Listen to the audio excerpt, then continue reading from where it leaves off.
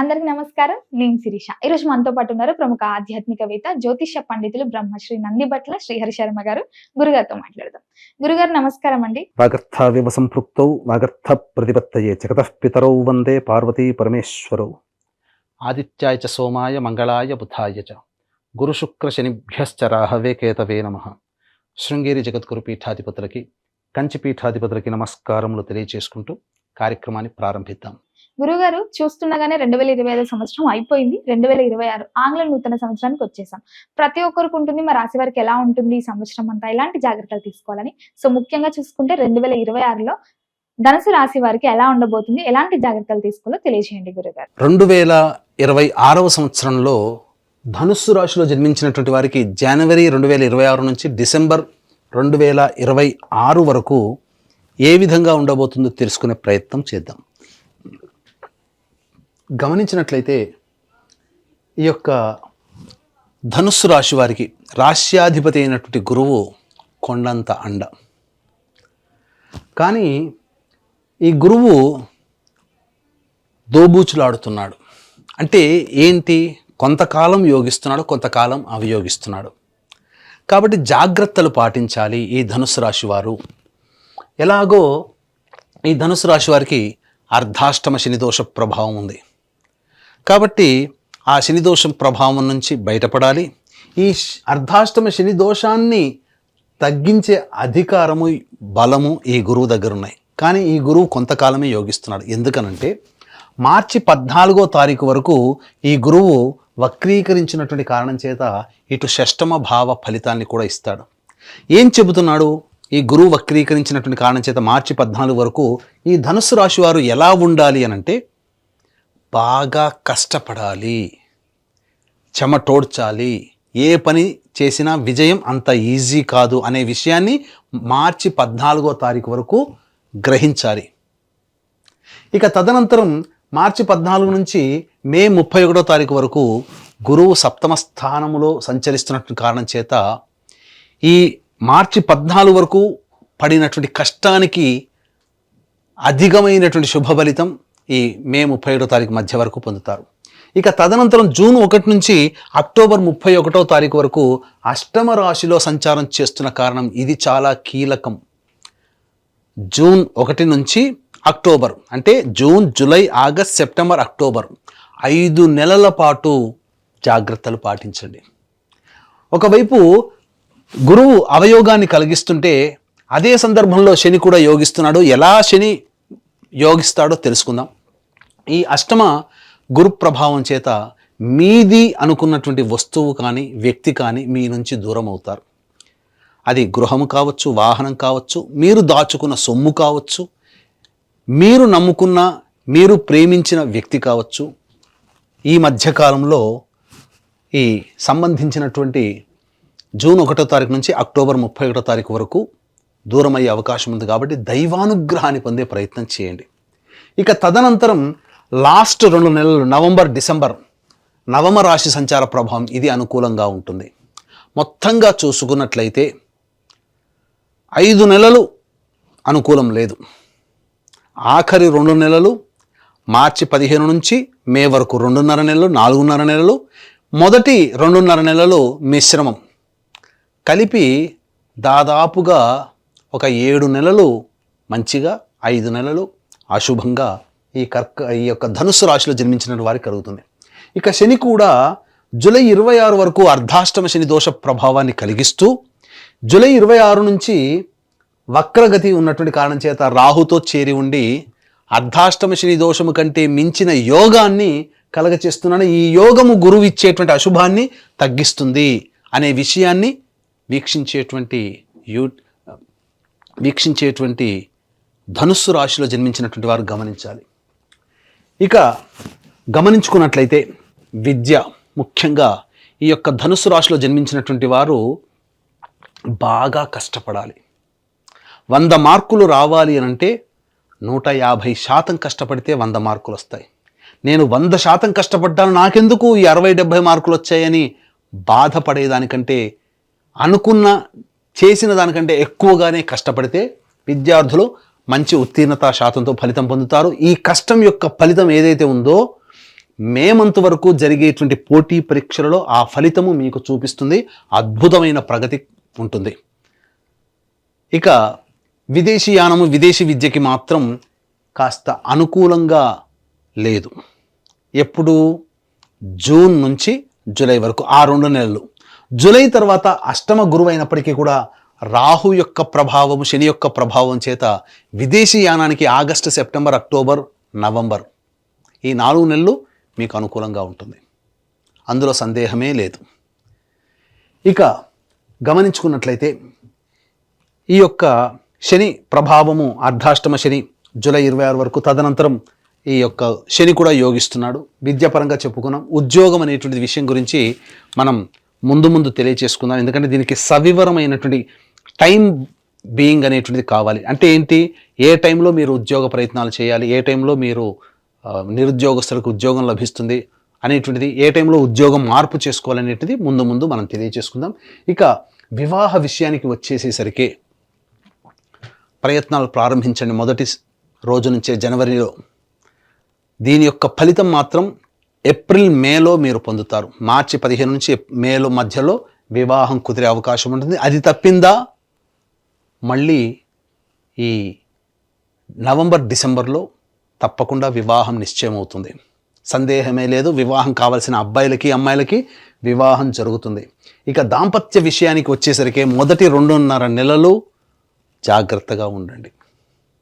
పొరపచ్చాలు, ముఖ్యంగా పెద్దవాళ్ల జోక్యాలు దాంపత్య విషయంలో రానియకండి. పెద్దవాళ్ల యొక్క చర్చలు రానియకండి.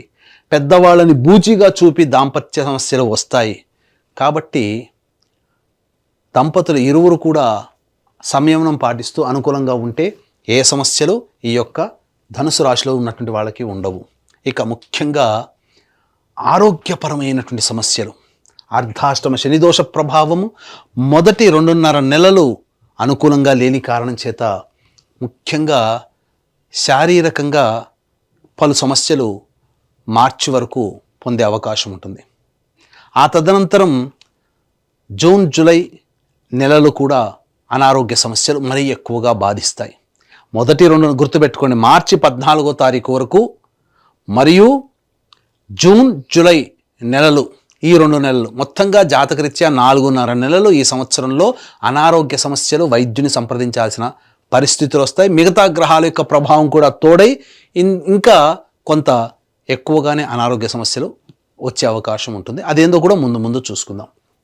ఇక సంతాన విషయంలో కనుక చూసుకున్నట్లయితే జాతకరీత్యా ప్రధానంగా సంతానవంతులయ్యే అవకాశము గోచరమవుతుంది.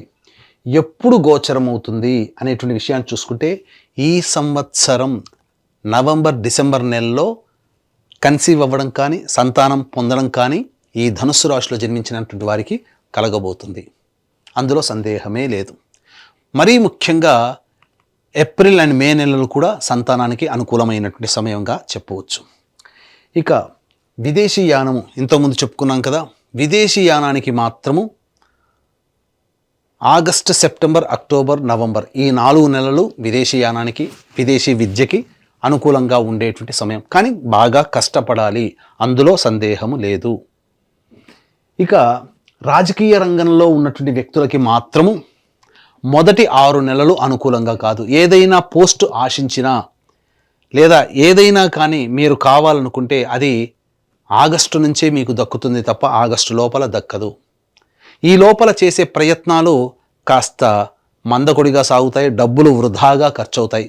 ఆగస్టు నుంచి చేసే ప్రయత్నం మాత్రం మీకు తప్పకుండా మెజారిటీతో కూడుకున్నటువంటి పదవి కానీ, అధికారుల యొక్క అండదండలు కానీ, లేదా ప్రజాదరణతో కూడుకున్నటువంటి జీవన విధానం కానీ ఆగస్టు నుంచి ఈ ధనుస్సు రాశిలో జన్మించినటువంటి వారు పొందుతారు అని చెప్పవచ్చు. ముఖ్యంగా ఆగస్టు నుంచి జీవితంలో కొత్త వ్యక్తులు పరిచయం అవుతారు. ఇది మీరు గమనించాల్సినటువంటిది. ఆగస్టు, సెప్టెంబర్, అక్టోబర్ ఈ 3 నెలల్లో పరిచయమైన వ్యక్తుల వల్ల మీరు పొందే యోగము నవంబర్, డిసెంబర్లో అనుభవిస్తారు. ఇది గుర్తుపెట్టుకోండి. ఇది అనుకూలంగా ఉంటుంది.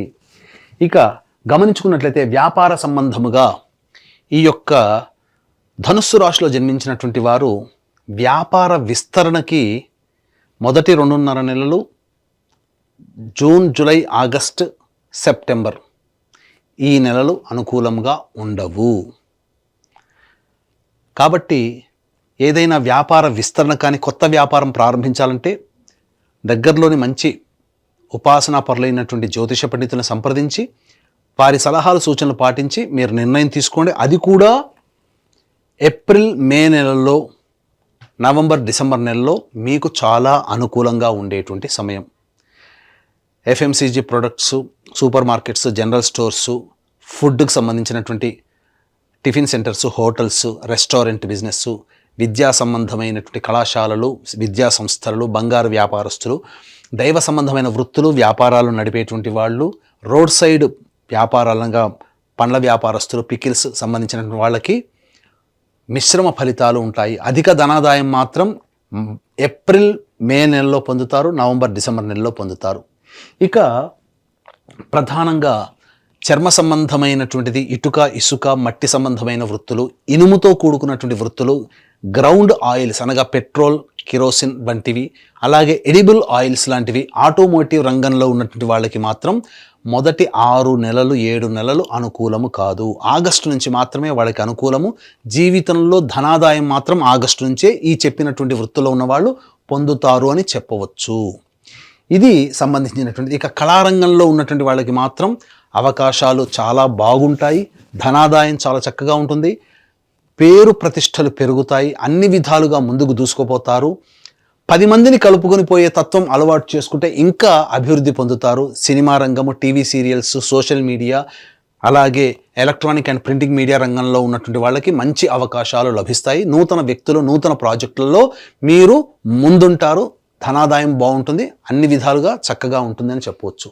ఇక ఈ ధనుస్సు రాశిలో జన్మించినటువంటి రైతులు ఎవరైతే ఉంటారో వాణిజ్య పంటలు గనక వేసుకుంటే వాళ్ళకి ధనాదాయం చాలా చక్కగా ఉంటుంది, ఎటువంటి ఇబ్బంది ఉండదు, మంచి దిగుబడి, రాబడి, పైబడి కూడా అన్ని విధాలుగా అనుకూలంగా ఉంటుంది.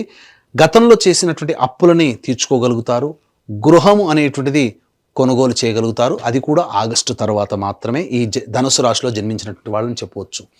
ఇక ఈ యొక్క ధనుస్సు రాశిలో జన్మించినటువంటి వారికి ఇప్పుడు చెప్పినటువంటి సమస్యల కంటే ఇంకా ఎక్కువగా సమస్యలు ఫేస్ చేస్తున్నట్లయితే మీ యొక్క జన్మజాతకంలో నడుస్తున్నటువంటి దశ అంతర్దశల యొక్క ప్రభావాలు కావున దగ్గరలోని మంచి ఉపాసనా పరులైనటువంటి జ్యోతిష్యులని సంప్రదించి వారి సలహాలు సూచనలు గనక పాటించినట్లయితే మరింత మెరుగైనటువంటి జీవితాన్ని పొందుతారని చెప్పవచ్చు. అలాగే ఈ యొక్క ధనుస్సు రాశిలో జన్మించినటువంటి వారికి 2026వ సంవత్సరం మొత్తం కూడా సంపూర్ణంగా దైవానుగ్రహం ఉంటేనే తప్ప జీవితంలో అభివృద్ధిని పొందలేరు. ఇట్టి దైవానుగ్రహం అందరికీ అందించాలనేటువంటి ఒక సదుద్దేశంతో మన పీఠం ఆధ్వర్యంలో ప్రతి నెల ఒక పుణ్యక్షేత్రంలో ఒక పర్వదినం రోజున మీ జాతకరీత్యా కలుగు అన్ని రకాల సమస్యల పరిష్కారానికి సర్వదోష నివారణ పూజలు, హోమాలు జరిపించడం జరుగుతుంది. వీడియోలు కూడా మీకు పంపించడం జరుగుతుంది.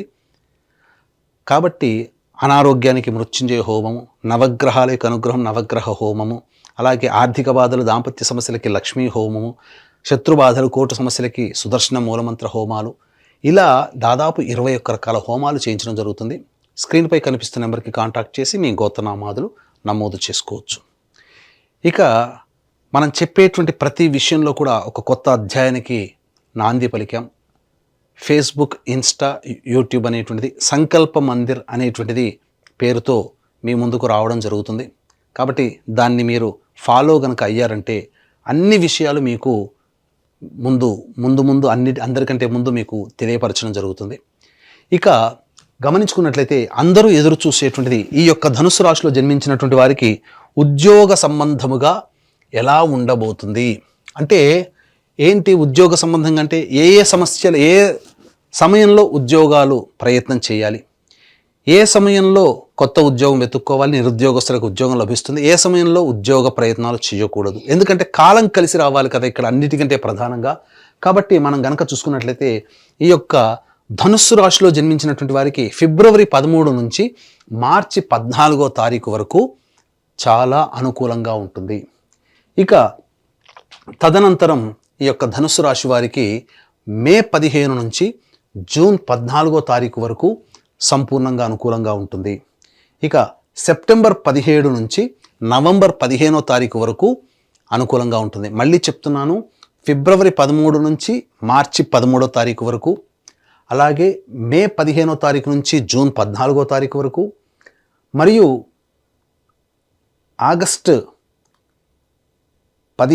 సెప్టెంబర్ 17వ తారీఖు నుంచి నవంబర్ 15వ తారీఖు వరకు, సెప్టెంబర్ 17 నుంచి నవంబర్ 15వ తారీఖు వరకు సంపూర్ణముగా ఉద్యోగ ప్రయత్నాలు, నిరుద్యోగస్తులకి ఉద్యోగము, ఆల్రెడీ ఉద్యోగం చేస్తున్న వాళ్ళకి ప్రమోషను లేదా కొత్త సంస్థల్లో ప్రయత్నము.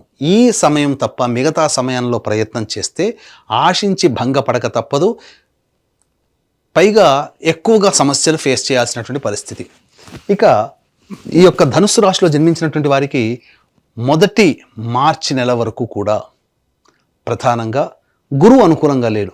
కానీ కుజగ్రహ అనుకూల ప్రభావం వలన మొండితనము పట్టుదల గనక ఉంటే విజయం మీదే అవుతుంది, ఇందులో సందేహం లేదు. ఇక ఈ ఏప్రిల్ నెల మాత్రం వాహనాన్ని నడిపేటప్పుడు జాగ్రత్తలు పాటించండి, ఎందుకంటే వాహన ప్రమాదాలు జరిగే అవకాశము, తల్లిగారి ఆరోగ్యం పట్ల శ్రద్ధ వహించాల్సినటువంటి పరిస్థితి. ఇక మే 1 నుంచి జూన్ 19వ తారీఖు వరకు వృధా కాలయాపన, సంతానపరంగా చిక్కులు, సమస్యలు, ఖర్చులు, నష్టాలు ఎక్కువగా ఉంటాయి. ఇక జూన్ 20 నుంచి ఆగస్టు 1వ తారీఖు వరకు ఇది చాలా అనుకూలంగా ఉండేటువంటి సమయం. ఈ సమయంలో అన్ని విధాలుగా బాగుంటుంది. ముందుగా ధైర్యంతో అన్నిట్లో కూడాను మీరు విజయాన్ని పొందుతారు. ఇక ఆగస్టు 2వ తారీఖు నుంచి సెప్టెంబర్ 17వ తారీఖు వరకు వ్యాపార భాగస్వామి, జీవిత భాగస్వాముల మధ్య పొరపచ్చాలు లేదా ఎవరితో కలిసి పనిచేసినా వాళ్ళతో వాగ్వివాదాలు జరిగే అవకాశం ఉంటుంది. ఆగస్టు 2 నుంచి సెప్టెంబర్ 17వ తారీఖు వరకు కూడా, సెప్టెంబర్ 18 నుంచి నవంబర్ 11వ తారీఖు వరకు కూడా ఆరోగ్యం పట్ల శ్రద్ధ వహించాలి. వైద్యుని సంప్రదించే అవకాశం కానీ, లేకపోతే శస్త్రచికిత్సలు జరిగే అవకాశం కానీ ఉంటుంది. నవంబర్ 12 నుంచి డిసెంబర్ వరకు కూడా న్యాయ సంబంధమైనటువంటి పోరాటాలు, ప్రభుత్వానికి పన్నులు కట్టడం కానీ, కోర్టు సమస్యలు కానీ ఎదుర్కొనే అవకాశం ఈ యొక్క ధనుసు రాశిలో వారికి ఉంటుంది. తర్వాత చెప్పొచ్చేది ఏమిటంటే శుభ అశుభ మిశ్రమ ఫలితాలు ఈ యొక్క ధనుసు రాశిలో జన్మించినటువంటి వారు పొందుతారు. కావున దైవానుగ్రహం తప్పనిసరి. ఇట్టి దైవానుగ్రహం పొందడం కోసమే మన పీఠం ఆధ్వర్యంలో జరిగే సర్వదోష నివారణ పూజలు 2026 సంవత్సరం మొత్తం చేయించడం జరుగుతుంది. వాటిలో మీ గోత్రనామాదులు నమోదు చేసుకోవచ్చు. లేదా మీకు జాతకరీత్యా వచ్చేటువంటి సమస్యల పరిష్కారం కోసం ప్రతిరోజు కూడా సుబ్రహ్మణ్య భుజంగ స్తోత్ర పారాయణం, కాల భైరవాష్టక పారాయణం రోజుకి 3 సార్లు పఠించండి. అన్ని సమస్యలు తీరిపోతాయి అని చెప్పవచ్చు. గురుగారు, మొత్తం మీద ధనుసు రాశి వారికి 2026లో ఎలా ఉండబోతుంది, ఎలాంటి జాగ్రత్తలు తీసుకోవాలో తెలియజేసినందుకు ధన్యవాదాలండి. ఈ వీడియో కనుక మీకు నచ్చినట్లయితే లైక్ చేయండి, షేర్ చేయండి, సబ్స్క్రైబ్ చేయండి. మీ విలువైన కామెంట్ని పొందుపరచండి. సర్వం శ్రీ ఉమామహేశ్వర పరబ్రహ్మార్పణమస్తు.